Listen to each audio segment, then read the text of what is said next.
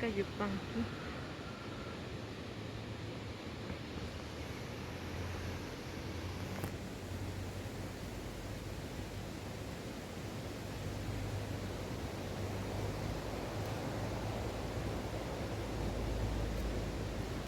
Por acá tenemos al Inca Pachacú.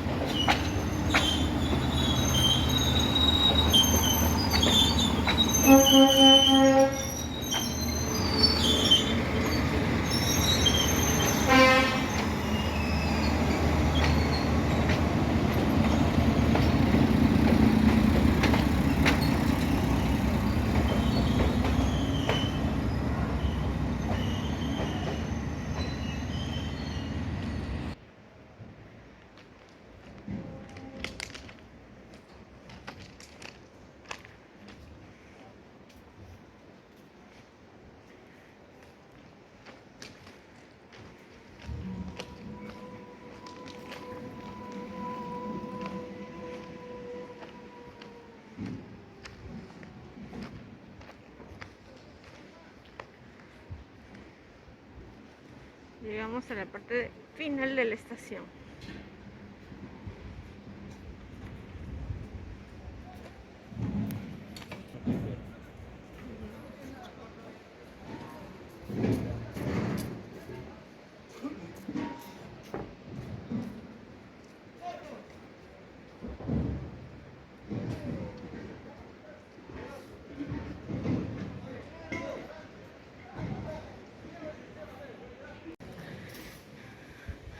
Nos encontramos en la Plaza de Armas de Machu Picchu. Fondo su iglesia.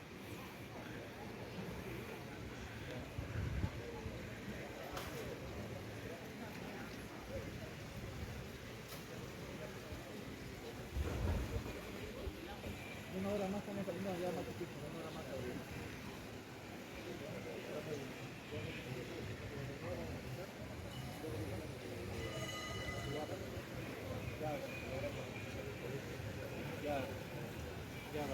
Ya, cuando vuelva a Lima ya contigo también.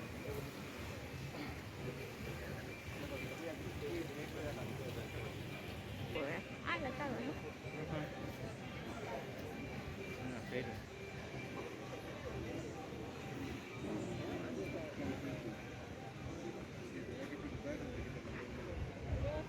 Aquí vamos a esperar.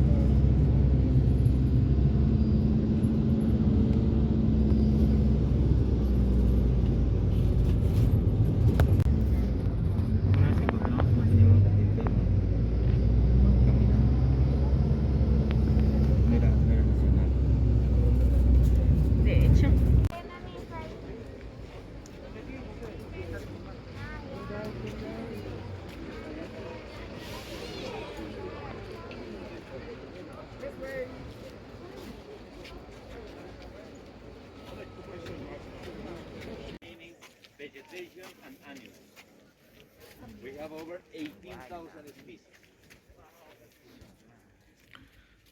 La más importante, y en la parte baja la salud. Esta es la única entrada, la única.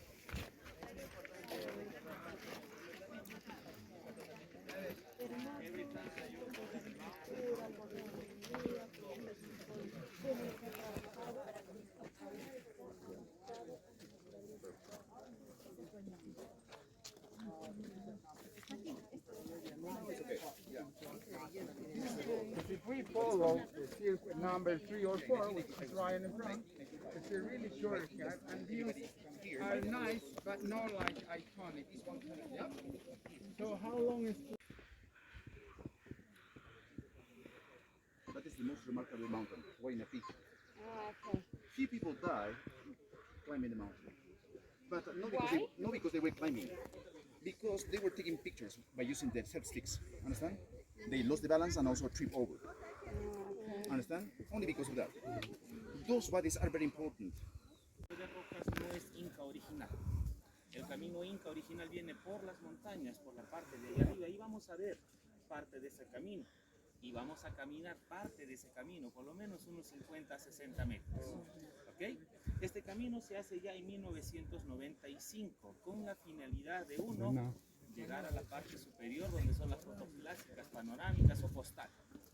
2, hacer un solo circuito. Y 3, mantener el orden. Pero hemos visto personas que están bajando, ¿verdad? Esas personas no están infringiendo las normas, son los que llegaron del camino Inca. Desde el Llantaytambo hasta aquí, una extensión de aproximadamente 45 kilómetros, que se hace 4 días caminando. ¿Sí? Dale, muy bien, muy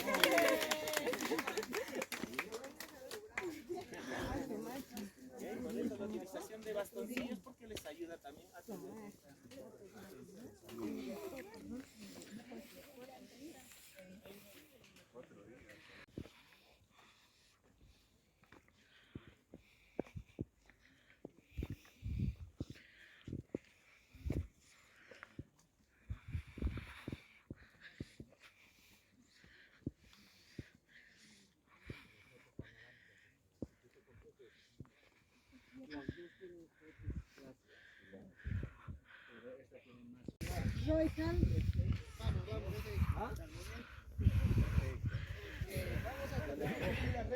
Las cuerdas se han hecho para que la gente no pueda pasar al otro lado. es una zapatilla al lado de ese camino, ¿verdad?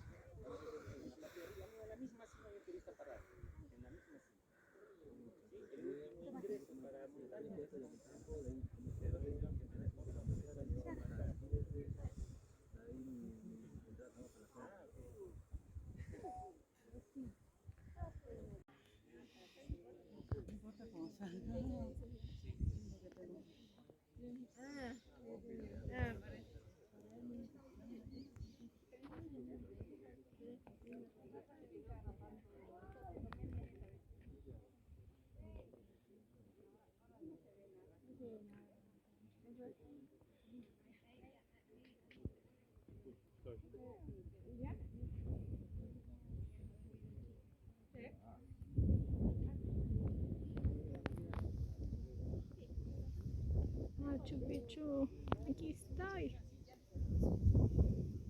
Inca original. A partir de este momento es el camino Inca. ¿Ven? Por allá hay una línea al frente. ¿Sí? Ese es el camino por donde vienen los turistas al 4.º día, a la 3.ª hora. O sea, 8:30 de la mañana ya están llegando los turistas por allá. Del 4.º día de haber caminado. Pero en la actualidad hay turismos de 3 hasta de 2 días también. Así que no hay excusas si es que desean hacer lo que es esa ruta del camino Inca. Pero la más completa y la experiencia más completa es el de 4 días. Este es el sector agrícola. Acá arriba es el punto más alto. Tomaremos fotografías, dividimos al grupo con mi compañero y luego nos internaremos al sector urbano visitando construcciones, templos y haciendo la explicación histórica correspondiente. Entonces lo que primero vamos a hacer, disfrutar nuestra estadía aquí. Fotografías cada centímetro.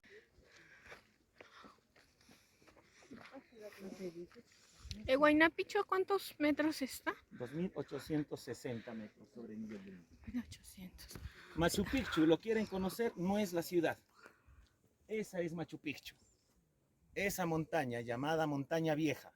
Y gracias a esta montaña se le acomoda el nombre a la construcción. ¿Sí? Pero esa montaña que siempre aparece en las fotografías es Huayna Picchu, montaña joven. Viejo y joven no es por la edad, sino altura. Machu Picchu, 3.050 metros sobre el nivel del mar. Huayna Picchu, 2.860. Nosotros nos encontramos 2.450. Ceja de selva o selva alta. ¿Okay? Por eso el clima es mucho más agradable, un poquito más caluroso, pero a la vez muy húmedo. ¿Sí?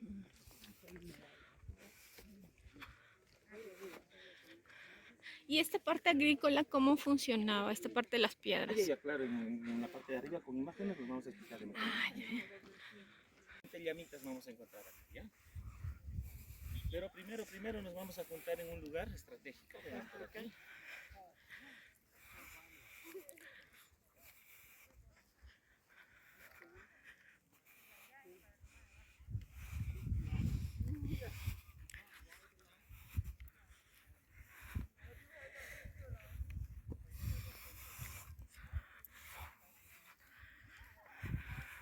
Y allá hay gente que esas montañas.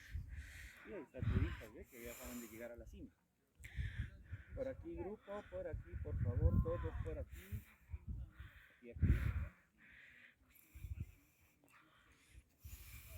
Los que deseen pueden dejar.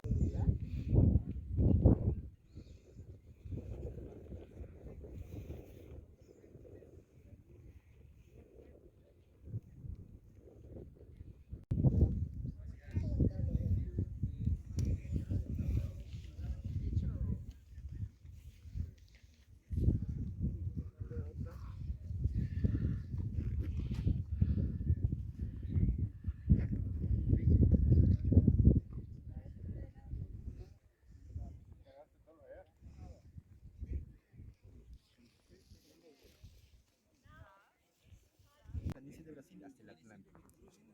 La primera pregunta, ¿dónde estaría Ciudad de Cusco? Arriba, en la montaña, ¿Arriba? la sierra. Sí, pero no tan arriba, porque sería esto la altura de... La montaña está ahí, Cusco no está tan arriba, Cusco está más abajo, pero ni este lado ni este lado. Cusco está aquí. Valles interandinos, como tal vez lo está también Bogotá, solo que no es tan alto, es un tanto más bajo, pero igual, son zonas de valles. Muchas ciudades importantes en Sudamérica, como La Paz, también están ahí, en zona de valle, ¿no? Esta otra pregunta sí la chunta, ¿dónde estaría Machu Picchu? ¿Aquí, aquí, aquí o aquí? La parte plana. ¿A este lado? ¿Mucho? Yo creo que ¿Más arriba? Sí, ahí está aquí. Estamos todavía en montaña, por eso hemos subido. Si no, ya estaríamos yendo directo. Estamos todavía en montaña, pero en esa zona donde estamos tan próximos a la selva amazónica. eso te iba a preguntar, ¿cuánto estamos en la selva amazónica? ¿O estamos? Técnicamente muy cerca, pero no. Estamos aquí. Nos estamos todavía en La montaña. selva amazónica estaría acá. Aquí. Pero eso ya es otro nivel de mar, sí, ya es. Claro, pero ya solamente técnicamente de aquí de Machu Picchu para la selva brasileña, para entenderlo así, solo sería continuar ese cauce del río y todo bajar. Bueno, pero la selva amazónica está constituida por Perú, Brasil, Bolivia, Colombia, Brasil, todo. Colombia, no es solamente Brasil. Obviamente, Perú también tiene aquí parte de selva baja, Claro. por así decirlo. Pero técnicamente hablando, de Machu Picchu para la selva amazónica, para englobar todo eso, solamente tendremos que bajar. En cambio, de Machu Picchu para ir a la costa, pues tenemos que subir, bajar, La montaña existe varios colores. quebradas, todo. Porque este corregimiento no es solo uno, son tres. Tenemos que cruzar, tal vez algunos escucharon los de Perú, el cañón más profundo de Perú, el cañón de la Purín. Es una bajada, ya hay una subida, es todo un viaje largo. De que de Lima para Cusco es casi unas 24 horas de viaje en coche, en bus, ¿no? Más las 4 horas aquí, 28 horas casi. De Lima a Costa, aquí, a Machu Picchu. Pero de aquí a la selva unas 6 o 7 horas ya estamos entrando a Quillabamba o el Pongo de Mainique. Tal vez algunos escucharon, es una ciudad muy popular en Cusco, ciudad Quillabamba. Quillabamba unas 4 o 5 horas más adentro, ya no hay carretera, todo por el río. Y Quillabamba es una provincia de la región de Cusco. Machu Picchu entonces se encuentra aquí. Quillabamba no tiene nada que ver con el lago Titicaca. No, es muy diferente. Ah, Quillabamba es Cusco región y lago Titicaca es Puentes. En ese criterio, imagínense la época del siglo XV, cuando se construyó, para que no se estiren, para que no se estiren un poquito delante, cogerlo y pasarlo para allá, para que no se Como la Porque es la más gallina. pequeñita que tengo. Entonces, Machu Picchu inicia construcción en el siglo XV. Del siglo XV para el siglo XVI probablemente Machu Picchu se empieza a construir. ¿Qué acontece en el siglo XVI? Si bien se discute bastante si se abandona, perdón, si se termina, si se haya terminado o no, podemos entender que Machu Picchu para el siglo XVI se abandona, tal vez por la viruela, una enfermedad que no solo viene con Pizarro, sino de repente desde más antes, con Cristóbal Colón de repente, o la guerra civil, porque el gobernante en ese entonces muere con viruela. Al morir él y su hijo, inicia una guerra civil de dos hermanos incas, Huáscar y Atahualpa. Quién sabe, de repente a causas de esta guerra civil también Machu Picchu se abandona, o por la viruela, o por la guerra civil, o de repente porque Cusco dejaba de ser una ciudad inca y pasaba a ser una ciudad colonial, y ya olvidaron esta otra ciudad más pequeña, Machu Picchu. Fuese cual fuese, son eventos del siglo XVI, y esto hace que Machu Picchu se abandone en el siglo XVI. Al abandonarse, Machu Picchu torna así. Esta sí es más grande, pero van a poder ver con más facilidad. La montaña ahí de Huayna Picchu, y percátense en la base. Todo completamente cubierto con la selva y con la maleza, ¿no? Eso hace que de alguna manera Machu Picchu tome ventaja, porque se oculta con la selva, completamente con la selva, y se oculta de los ojos de los conquistadores, ¿no? ¿Por qué tan rápido se oculta? Recuerden esta zona. Hoy día los guardaparques tienen que cuidar constantemente Machu Picchu y limpiarlo, porque si no lo limpian un par de semanas, la humedad, el musgo y la maleza crece. Imagínense, en el siglo XVI se abandona y obviamente todo va a estar oculto. Así permanece. Pero ahí Machu vivía Picchu. gente en esa época, ¿no? No vivía gente, ya no había nada, estaba abandonado el lugar. Ventajoso porque Machu Picchu se oculta, muy diferente a lo que es Cusco. Cusco pasa a ser una ciudad colonial y deja de tener la importancia. Turísticamente hablamos, sabemos que Machu Picchu hoy es más famoso que Cusco, pero históricamente no. Cusco fue la capital, fue la señora ciudad, por así decir. Nunca comparar Cusco con Machu Picchu históricamente, porque Cusco era la capital y Machu Picchu fue una de las tantas ciudades que había alrededor de la capital. Claro. ¿No? Se forma, esa etapa de maleza. ¿Quién descubre Machu Picchu entonces? Todavía no llegamos a ese momento. Ah, ok. Apurada, O de repente sí. Hay redundancia. ¿A qué hora se sufren de retorno? A la posterior. ¿No? Pero estamos hablando todavía del siglo XVI. 16, 17, 18, siglo XIX, Machu Picchu sigue oculto. Siglo XIX, 1821, sabemos los de Perú que se da la independencia, se expulsan a los españoles y podemos decir que se abren las fronteras. Al abrirse las fronteras, refiero porque Sudamérica, al ser regentado por Portugal o España, no iban a permitir el ingreso de ingleses, de franceses, de otros países o europeos. Pero al expulsarlos, como que se abren las fronteras y comienza una ola migratoria. Una ola migratoria de exploradores, de buscadores de fortunas, que llegan a la selva sudamericana, no solo a la selva cusqueña, a la selva sudamericana porque estaba en boom el auge del caucho. Seguro escucharon, en Perú, en Colombia, en la selva brasileña estaba el boom cauchero. Exploraciones y exploradores que entraban constantemente, no solo caucho obviamente, oro, plata, cobre, petróleo, que estaba en auge en la selva sudamericana. Vamos, ese destino exótico. Así se usted sabe también en la selva cusqueña. Dentro de los tantos destaca el de la esquina. Los de Perú de repente lo reconocen. Todavía no existe Jaira Mini. Los de Perú, nada. Piero. Italiano, Raimondi. Pensé que iba a decir la Padula. Raimondi, tal vez Raimondi, un naturalista italiano casado con una peruana que puede decir que conoce el Perú más que un peruano incluso, porque se viaja el Perú de rincón a rincón. Hace varios mapas de Perú, estamos hablando de 1880, 1890, y uno de sus mapas aparece el Valle Sagrado, que seguro lo visitaron, y en la parte superior del Valle Sagrado ya aparece un Machu Picchu. O sea, quién sabe, de repente Antonio Raimundo o escuchó, o quién sabe, llegó a conocer el lugar, ¿no? Pero si ya había ese testimonio, probablemente muchas personas, quién sabe, sí lo llegaron a conocer. Incluso se sabe de este cusqueño, aquí el de sombrero, llamado Agustín Lizárraga, cusqueño de la zona de Anta, que dicen que venía por la parte norte y llega a conocer Machu Picchu. Más tal vez por tener una educación básica, solo llega, wow, qué bonito, y deja su nombre. Tal vez lo que haríamos algunos, ¿no? Felipe estuvo aquí, hizo algo así, Lizárraga su apellido, Lizárraga 1902, y se marcha. Tengo una pregunta. Señor, allá arriba, en la montaña esa que se llama Machu. ¿Estás seguro que le dijo todo eso? Bueno, lo estoy poniendo un rato más para darle más ¿Literal fue? No, metafórico. Hay un centro arqueológico que le puede interesar. Me corrijo, no le dijo centro arqueológico, le dijo ruinas. Un término que ya muchos estamos tratando de cambiar porque ruinas hace entender como que algo ya en decadencia. Hay unas ruinas, pero obviamente me corrijo. Hay un centro arqueológico que le puede interesar. Si gusta, le llevo. Claro, ¿por qué no? Llévame. Suben con algunos adultos más y Jaira Mingan conoce el lugar. Entendamos ahora, ¿es el primero que llega a Machu Picchu? No. Pero ¿qué es lo que hace para diferenciarse del resto? Él llega a Machu Picchu, toma una serie de fotografías, más de 800 fotografías, una de estas es esta,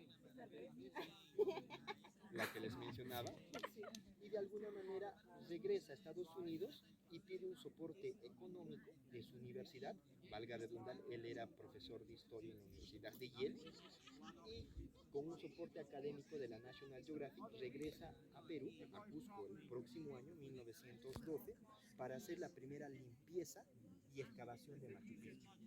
Y así Machu Picchu queda abierto, casi un año de trabajo. Un año posterior, 1913, sale esta publicación. Es la portada de la revista National Geographic, que solo con esta publicación podemos decir que Machu Picchu torna mundialmente famoso. Si se percatan, dice en la maravilla del Perú, ¿no? Con este título se muestra por la National Geographic el trabajo que hace Jaira Mingan aquí a limpiar Machu Picchu. Y de a poco, de alguna manera, podemos decir aquí con el adjetivo, lamentablemente recién el gobierno peruano, wow, había sido un centro arqueológico grandote, ok, invertiré recursos, y decide de a poco empoderar sus instituciones de arqueología, de historia, el mundo académico peruano recién empieza a empoderar las facultades de ciencias sociales con las carreras de arqueología, de historia, para cuidar lugares como estos, ¿no? Como Machu Picchu en este caso, en base a este primer trabajo. Rompiendo mitos, Jaira Mingan fue el que descubre Machu Picchu, no, pero sí fue el primero que de alguna manera se interesa en hacer un trabajo científico aquí. Lamentablemente, incluso dice muchos que Machu Picchu era bien conocido por el mismo gobierno, por algunos arqueólogos peruanos que sabían la existencia de un enorme lugar aquí. Solo que noten como que era tal vez tanto el desgano, no solo en Perú, tal vez a nivel sudamericano, 1911, recién salíamos el caso Perú de una época republicana. Ok, es necesario que llegue un extranjero, que llegue con ese soporte económico y el gobierno ya, ok, ya le dan los permisos y se limpia el lugar. Machu Picchu torna famoso y al menos sirve para Perú para iniciar un mundo contemporáneo, ¿no? Porque se empoderan muchas instituciones y a la par también empieza a surgir el turismo. La última... ¿Pero le ayudo? ¿O prefieres ser? No, pero es cerquita, o sea, bueno, así con gusto. corta, gracias. Que se vea atrás, que se vean todas las arrugas, y eso ya me gusta eso. Sinónimo de experiencia.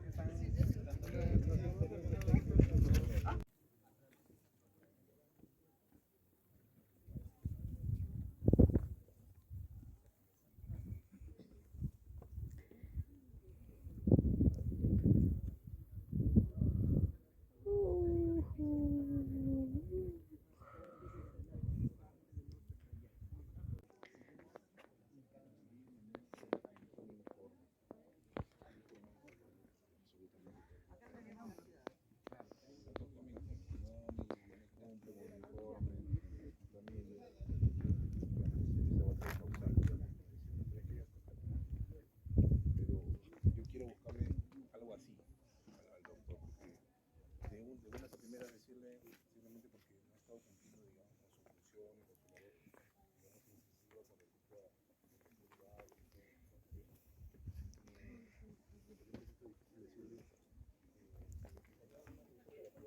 Porque lo de atrás de la puerta sería solamente la zona de las terrazas agrícolas, se ve ahí, terrazas que servían como soporte para evitar la erosión de la ladera, pero también se aprovechaba para agricultura. Y el otro tramo sería el tramo por el que hemos bajado, el tramo del Camino Inca, que viene de ahí al fondo, que seguro también ya lo vieron más antes. De ahí está ingresando ese Camino Inca, ¿no? Los incas probablemente hacían ese tramo muy rápido, porque su actividad era netamente comunicación. Los chaquis, según algunos escucharon, jóvenes corredores que hacían la labor de correos o mensajeros, ¿no? Ellos pudieron haber hecho desde Cusco en unos 2 días o 3 días como máximo. Desde Cusco. Desde Cusco. Venimos un poquito más para este lado. En este caso, hoy se promociona turísticamente el lugar y ese tramo se hace desde Ollantaytambo, ya no desde Cusco, hasta aquí a Machu Picchu, turísticamente hablando, unos 4 días. 4 días y 3 noches. ¿Cómo es la ruta más o menos? Recuerden el primer tramo del control hasta la plataforma principal, graderías, que nos tomó ¿cuánto? 15 minutos. Imagínense hacer tramos como esos durante 6 o 7 horas. Así es el Camino Inca. En total son unos 48 kilómetros, o sea, no es mucho. Al día se hace unos 10 o 11 kilómetros aproximadamente, solo que en esos 10 kilómetros hay desniveles de 1000 metros. El segundo día, por ejemplo, el campamento, valga redundar, el primer día es a 3000 metros. El segundo día se cruza un abra que se llama Huarmihuañusca, singular el nombre, los que entienden el idioma, que significaría donde las mujeres mueren, Huarmihuañusca, que está sobre los 4000 metros. O sea, en un full day se sube 1000 metros de diferencia. Y todos son gradas. Eso es el Camino Inca. Y el cuarto día por la mañana se ingresa ahí. En forma para hacerlo. Probablemente. Subimos por aquí. Vamos a entrar a una parte para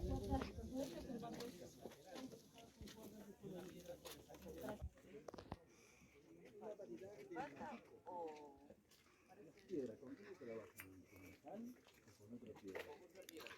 Piedra contra piedra. el cobre o el bronce. Pasamos por ahí. Nos apoyamos en las piedritas, porque ese también es otro buen punto para tener una buena idea de cómo se hizo la construcción de Machu Picchu. Para no dilatarnos mucho en decir imaginémonos, supongamos que donde hemos subido, o sea, donde estamos ahorita, está aquí. El pueblo de Aguascalientes, del cual hemos tomado el bus, se encuentra justo donde estaría su pie, digamos. Venimos por ahí, hemos tomado un camino subsiguiente con el bus y hemos ingresado a Machu Picchu. Ahorita nos encontraremos ya casi como quien dice en medio del centro arqueológico. Hay 2 montañas, Machu Picchu, Huayna Picchu. Machu Picchu, la grandota, y supongamos que aquí está la pequeña, Huayna Picchu. El centro arqueológico está en esta parte. Primero veamos la parte más demandante de una construcción aquí. Uno, recuerden esta zona, ceja de selva. La humedad y las lluvias van a ser constantes todo el año.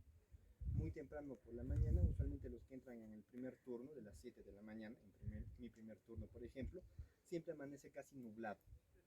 Ya cuando sale el sol se va despejando un poco, pero esto es todos los días, sin importar si es época de lluvias o de sequías. De ahí el nombre, bosque húmedo tropical. Claro. ¿No? Humedad, las lluvias. Recuerden que las placas siguen chocando. Zona sísmica, no solo Machu Picchu, todo Sudamérica, ¿no? Y 2, noten, si vamos a una esquina, barrancos por todos lados. A pesar de eso, la construcción de Machu Picchu está aquí encima. ¿Cómo se hizo? Aquí las respuestas técnicas. Sabemos que si tenemos un terrenito, por ejemplo, en Cusco, y si desafortunadamente, por ser ya muy jóvenes, está en la ladera de la montaña, seguro vieron cuando pasaron por Cusco, muchas ciudades de Sudamérica, si son zonas de valle, y si se sigue dando este crecimiento urbano, la zona urbana está cubriendo las montañas. Caso La Paz es uno de los mejores ejemplos. Las casas... En el siglo XV recién con Pachacútec inician su gran expansión. Ahí viene el misterio. si para el siglo XV se inicia la construcción de Machu Picchu, y dicen también otros lugares como Ollantaytambo, como Pisa, Cusco se reconstruye con Pachacútec, pero ahí a su vez también se daba la expansión. En solo 100 años hicieron todas estas construcciones y se expandieron. Probablemente no del todo, tal vez la expansión viene de algunos años más antes, pero no fue necesariamente una expansión netamente militar. Te peleamos y te conquisto. Dicen que la expansión se pudo haber estado dando desde más antes, utilizando el comercio. Estas redes de caminos incas no solo eran para los mensajeros, sino eran algunos más anchos, 4, 5, 6 o hasta 10 metros de ancho, para llevar 400 o 500 llamas, cada uno máximo con sus 20 kilos de peso, cargándolas, y desde Cusco cargándolas con papa y yendo hasta la costa. Pobladores de la costa, de repente los incas dijeron, ¿quieren cambiar pescado por papa? ¿Por qué no? Necesitamos papa. Se intercambiaba el trueque y se regresaba con ese producto, con el pescado, obviamente envuelto con sal. Después, ese mismo contingente viajando a la selva. Intercambiémosla por fruta, coca, por papa, por maíz. Claro, se intercambiaba y se regresaba con esos productos. Los incas podemos decir que empiezan a monopolizar, con este término ya lo vamos a entender rápido, a monopolizar los caminos incas, sus caminos incas, y monopolizar a sus animales, sus llamas. Hay la importancia de estos animales, más grandotes, más altos, las orejas casi siempre paradas y el hocico puntiagudo, más fuertes para cargar estos 20 o 25 kilos. De alguna manera 400, 500 llamas era esa actividad. Dado un tiempo como que los de la costa, ya están viniendo los cusqueños para ese intercambio. Noten que no solo intercambias tus productos, también estás hablando, qué tal, cómo están tus pescas, estás intercambiando culturalmente. De repente la expansión inca no solo fue militar, sino una expansión comercial. Al cabo de algunos años los de la costa ya se sentían acostumbrados a ese comercio. Aparte que ya tenían ese camino inca que les conectaba con los cusqueños, para entenderlo así, con los incas. La expansión inca pudo haber sido también entonces comercial. Cusco pasa a ser una capital militar, religiosa, pero también pasa a ser una capital comercial. Quién sabe, de repente con algunos años a posterior, no tenemos ciudades en la costa, ok, reconstruyamos alguna de algún antecesor a nosotros o construyamos alguna nueva. No tenemos una en la selva. De repente así se explican algunos la construcción de Machu Picchu, una ciudad netamente inca, pero obviamente con un fin de repente de comercio o de administración de esta zona de la selva, ¿no? Selva alta o selva baja. En eso es un tanto más factible.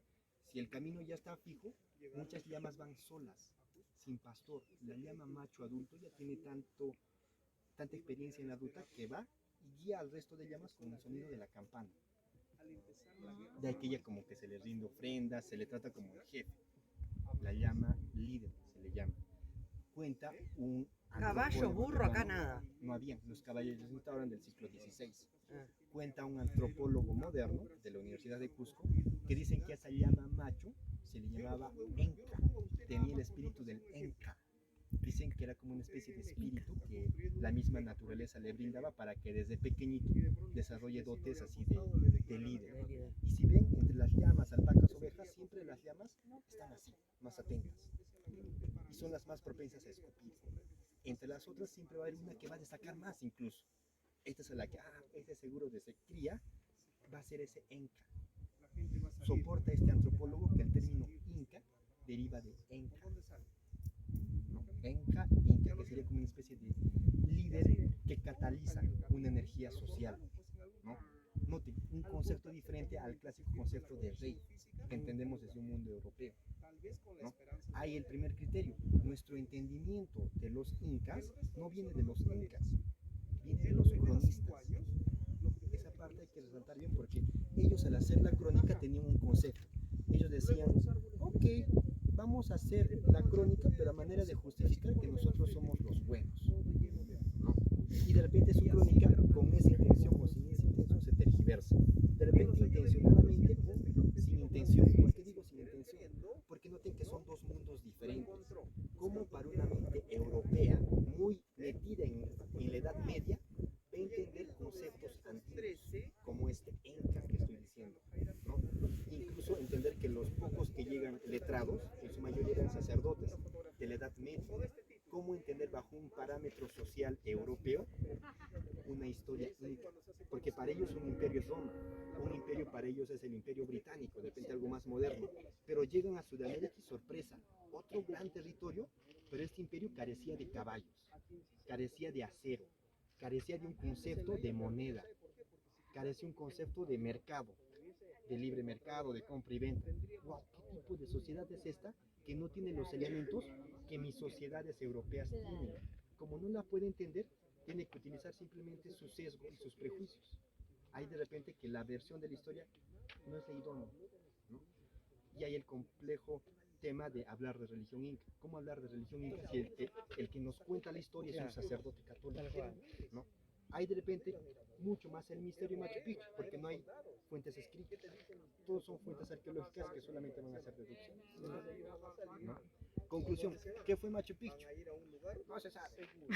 No se sabe con exactitud. Se presume que puede haber sido una ciudad administrativa, una ciudad religiosa, o hasta incluso hay la idea de que pudo haber sido un fortín militar. O la idea más cómica incluso que menciona, no cómica, más singular, que dice que fue como una especie de palacio privado de Pachacuti, que cuando le hacía frío en Cusco se venía sus días de invierno aquí, a la exuberante selvita cusqueña, por así decirlo, que seguro también escucharon esa idea, casa de campo de Pachacuti. Podría ser.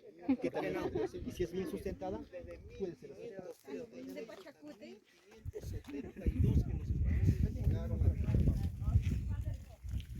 En 40 años de guerra no se pudo volar.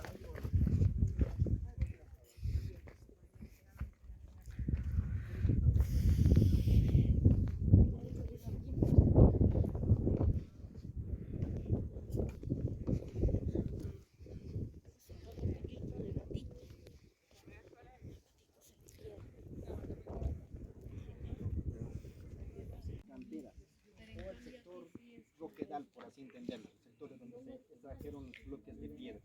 Entender que el tipo de piedra, todo ese que aparece a espalda suya también es granito, es una de las rocas más puras. Gran parte que dicen que esta dureza se debe al cuarzo. Como vieron en esa parte, dentro de su composición aparece bastante el cuarzo. Ahí de repente dando respuesta a algo que surge a posterior. De repente escucharon la expresión de algunos: ingresamos a Machu Picchu con mi familia y sentimos como que una energía, como que nos recargamos. No es algo que tenga un sustento científico, lo diría más un tanto pseudocientífico, pero se sabe que el granito, al menos este, tiene gran composición de cuarzo. El cuarzo se utiliza bastante para un tanto actividades pseudocientíficas también, como tal vez terapias, masajes, liberación de energías, porque se sabe que el cuarzo tiene bastante composición en sus químicos de iones. Dicen que al frotar el cuarzo se libera esa descarga de iones. Si aquí está la cantera, podemos presumir que la montaña donde estamos caminando es una montaña de cuarzo, ¿no? Esta está constantemente golpeada por el río Urubamba. Hay de repente esa explicación de que se está descargando en la parte superior esa energía. Quién sabe, de repente al poner nuestro celular ahí encima, en un mes se carga 1%. No, pero ahí de repente le ajusta más a la vida militar, a la vida de trabajo, y la mujer un tanto más a la vida del hogar.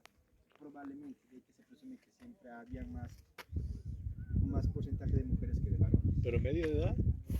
Medio de edad se deduce que fue hasta los 80 o 90 años aproximadamente. Mejor que ahora. Mejor que ahora. Y también de repente la señorita. Lo que sí se sabe es lo que les decía en la roquita arriba.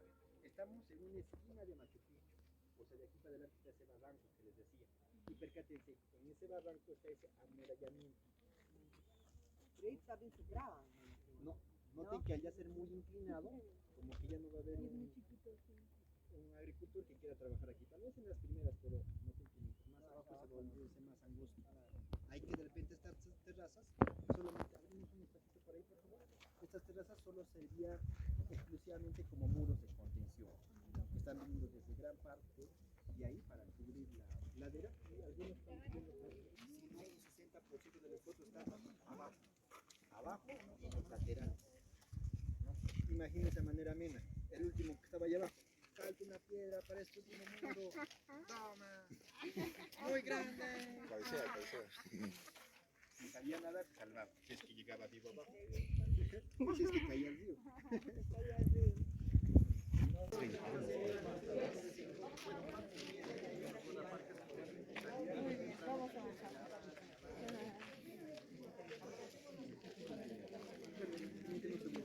No da como tanto, no tanto conservar el lugar, para cuidarlo, para que las personas no estén subiéndose ahí o tocando. No le escriban, acá vino. Los jóvenes. Aquí vino Felipe.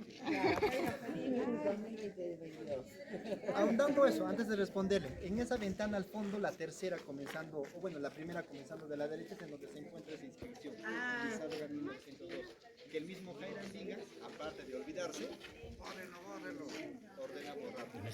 Y con el tiempo también se echa a perder, pero estaba en esa ventanita de allá. Respondiendo a la otra pregunta, ¿quién cuida después de las 5:30?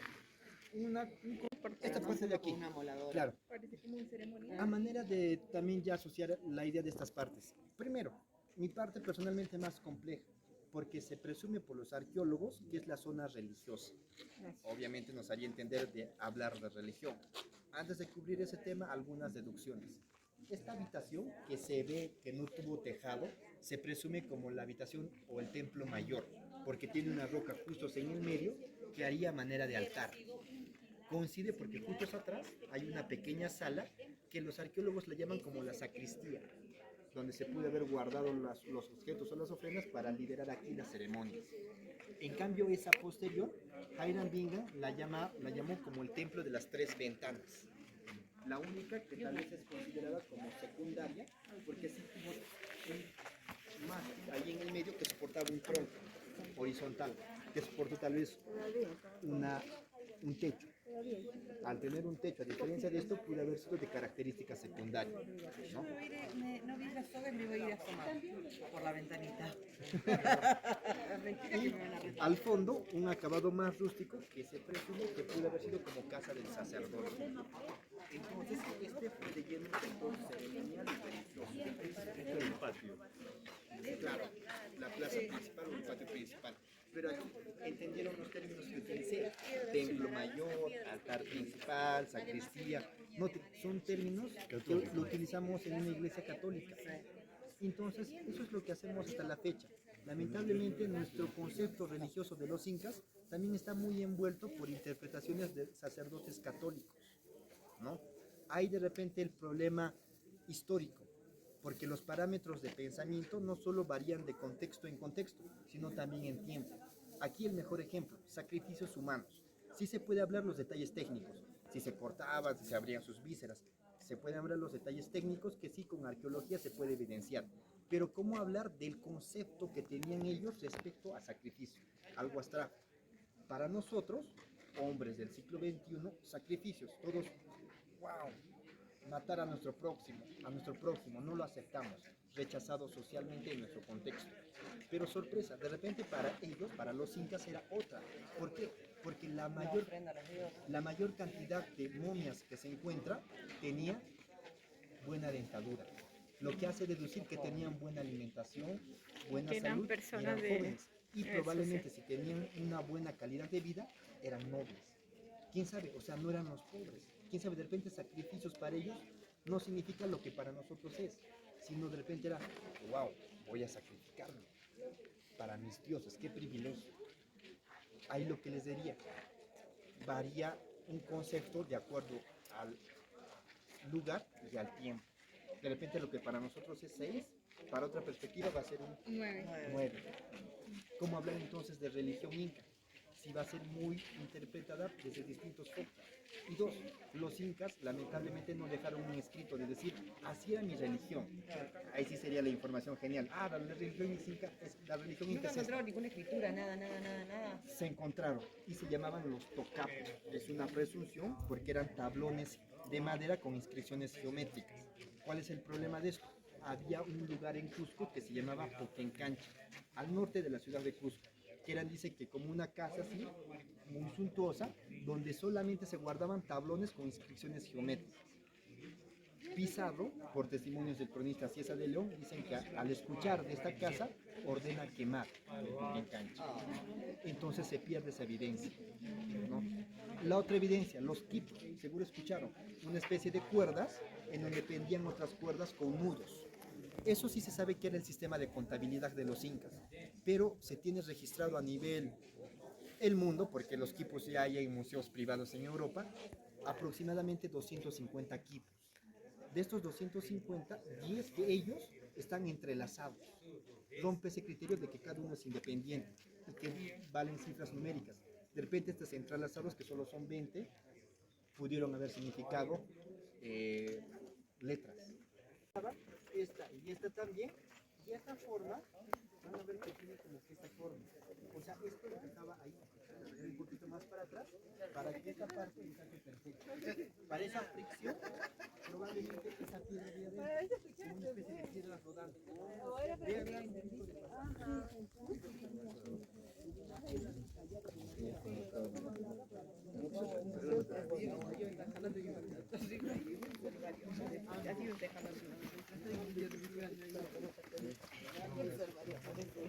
pero con este presidente, el rey acepta llegar a Perú. Era como que un wow, uno, porque se sabe que este presidente como que quería codearse con la nobleza europea. Pero avancemos un poquito.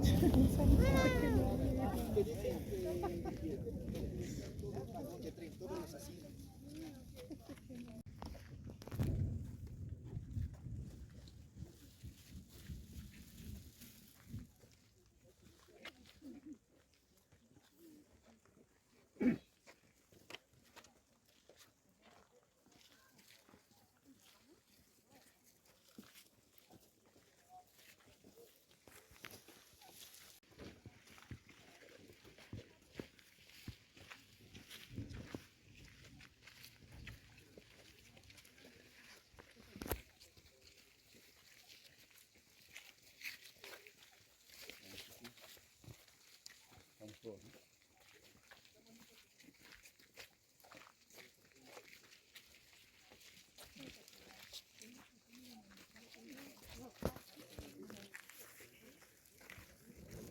Ahora sí se cae el cielo.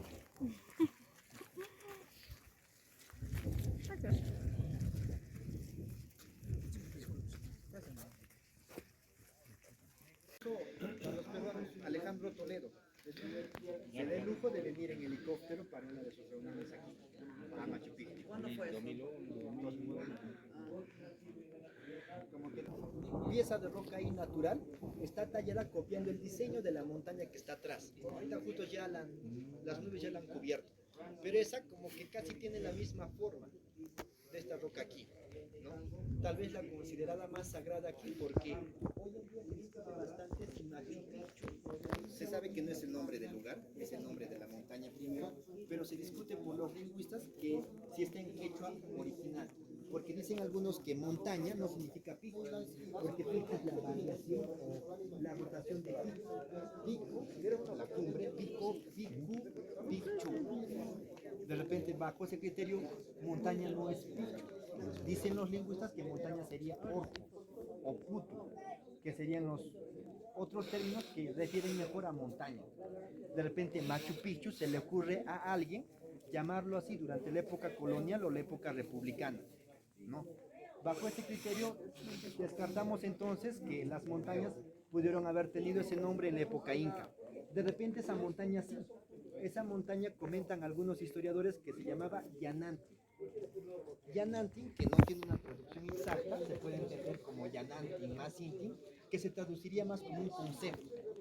Dicen que este concepto habla sobre la dualidad andina, masculino-femenino, y habla de la complementariedad, ¿no? De repente, eso tiene fuerte evidencia arqueológica, porque en ambos recintos, al liderar también las excavaciones, se encuentran objetos de varones y de mujeres, en ambas habitaciones por separado. Quién sabe si el nombre de la montaña también es Yanantin y la roca copia esa montaña, pudo haber sido de repente un lugar religioso, pero asociado a esa idea, a ese concepto de dualidad. Masculino, Caída o deslizamiento, ambos lados. Y las conclusiones acerca de la dualidad también. Vemos algunos dioses también. Pachamama es una diosa femenina, la madre tierra. El sol sería como un emisario de un dios más superior, que se llamaría como Huiracocha. que por las nubes o los truenos manda la lluvia. Manda, se encuentra con la tierra, se fertiliza esta y se genera vida. Muchas tradiciones y mitología andina también explican esto, el encuentro de las partes como el origen de la vida. ¿No? Suena hasta ahí ese concepto, suena incluso genial, wow, la dualidad andina. ¿Esto pudo haber tenido repercusión en el plano social y militar? Tal vez sí. Solo un testimonio, Ciesa de León, de mis cronistas favoritos. Menciona él que Pachacute, que ya lo estamos comentando varias veces, al iniciar la expansión de los incas, dicen que su primer enemigo y el más fuerte eran los chancas, que seguro escucharon algunos, los que vivían en la zona de Apurímac. Dicen que se dio varios enfrentamientos con los chancas e incas, pero dicen que era un soldado que dicen que destacó más, que dicen que capturaba un enemigo chanca, lo decapitaba, abría su estómago, sacaba uno de sus intestinos y lo soplaba, así un globo. El globo y la cabeza en mano, con el hacha en otro brazo, seguía peleando. Dicen que Pachacútec logró el triunfo ante los chancas por este soldado militar capitán muy destacado. ¿Qué tiene que ver esto con esta idea de la dualidad? Ciesa de León no dice que es un varón, dice que es una mujer y se llamaba Chañán Curicó. Hay evidencias en Queros, hay la evidencia escrita del mismo cronista y en algunos textiles incas en donde aparece así una mujer agarrando una cabeza inca, ¿no? Quién sabe, como que se rompe ese criterio de que, el criterio moderno, de que el varón siempre tiene el rol de liderar la familia y la mujer atrás. De repente en la época inca era así, pero se sumaba un rol más, mujeres militares, probablemente con fuerte poder político y también de repente militar, ¿no? O sea, de repente esta dualidad no quedaba ahí en religión, de repente era un concepto filosófico de vida. Escuché por ahí la consulta, ¿se construyó por los incas? Lo de la parte superior, sí, obviamente. Noten, si subiera es difícil, es 1 hora y media porque es súper empinado, no es por el desnivel. Apenas es unos, aquí estamos a 2400, la cumbre está a 2850 más o menos, unos 450 metros de altura. No es mucho desnivel, lo que le hace difícil es que no es zigzagueante, es casi directo y es bien empinado. Y gran parte graderías, y casi todas siempre súper angostas y con vista siempre al río. ¿No? O sea, si te caes igual, si sabes nadar sobrevives, si es que llegas igual. No alcanza nada. Pero hasta que nadar alguien así, ¿verdad? Sí, algunas veces ya, algunas veces. La última que aconteció incluso en febrero, hace poco. Más que por caerse, el señor extranjero tenía problemas cardíacos. No por resbalarse.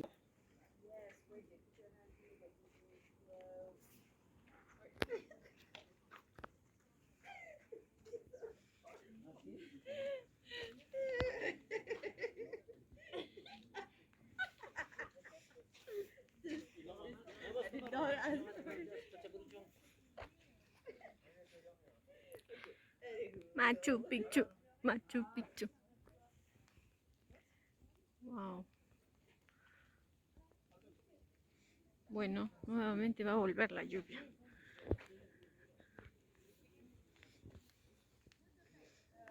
Seguimos aquí en la ciudad de la Inca.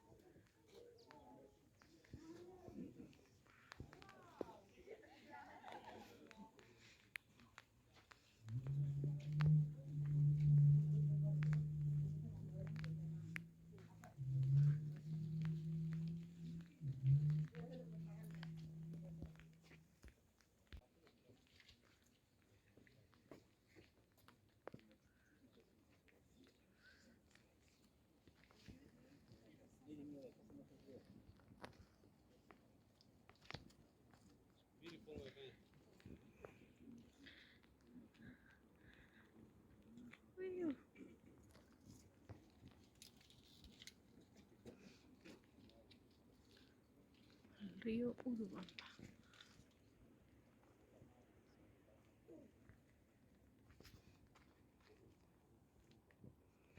Dos protuberancias en donde se vierte agua, y cuentan algunos arqueólogos que pudo haber sido para reflejar el cielo a manera de un observatorio astronómico, ¿no?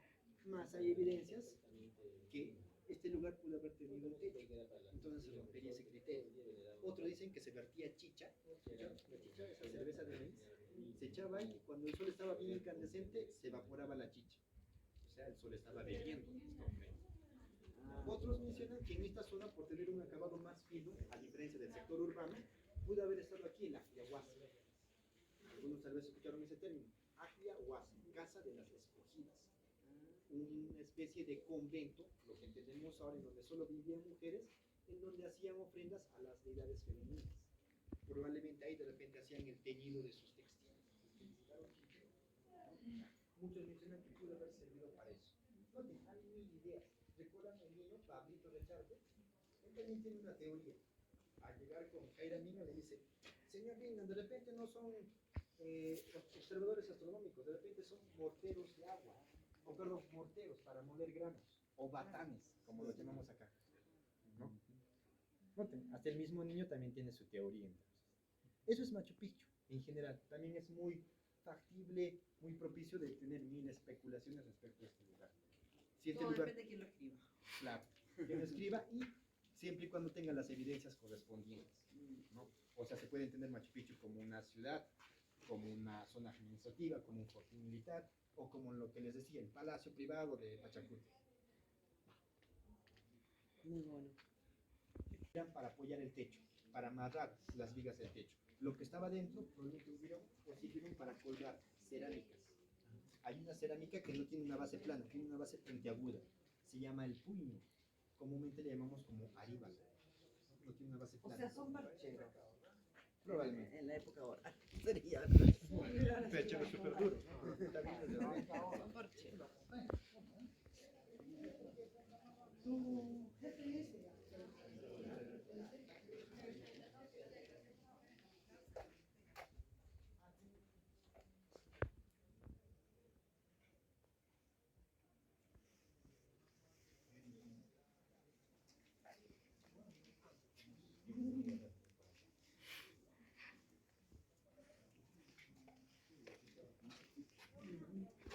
Compás.